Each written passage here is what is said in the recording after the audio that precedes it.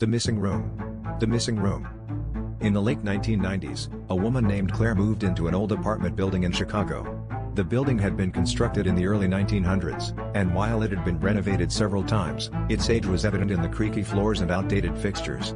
Claire loved its vintage charm and the affordable rent.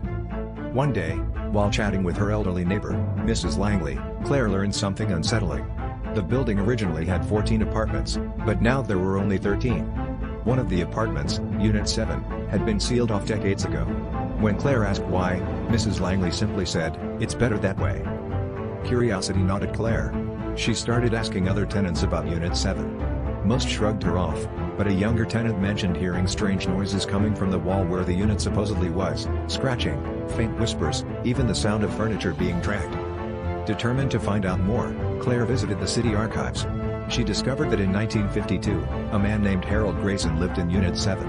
Harold was a reclusive artist who rarely left his apartment. One night, his neighbors reported hearing him scream, followed by a loud crash. When the police arrived, they found the apartment completely empty.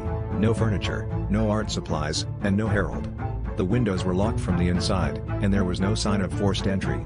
Harold was never seen again. Claire became obsessed. She started investigating the wall where Unit 7 should have been. One night, armed with a hammer, she decided to chip away at the plaster. Behind it, she found a door. The door was covered in deep scratches, as if someone, or something, had tried desperately to claw their way out. Despite every instinct telling her not to, Claire opened it. Inside was a small, dark room with walls covered in strange, childlike drawings.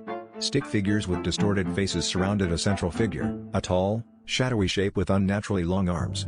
On the floor was a single chair facing the wall, and carved into the wood were the words, "IT never left." As Claire stepped inside, she heard the door slam shut behind her. The light from her flashlight flickered and died, plunging her into darkness. Her neighbors found her the next morning, curled up outside her apartment, muttering incoherently. She refused to speak about what happened, but she moved out the following day. To this day, the building remains standing, and Unit 7 is still sealed. Tenants occasionally report hearing noises from behind the wall, but no one dares investigate. They all agree on one thing: whatever happened to Harold Grayson and Claire is better left alone.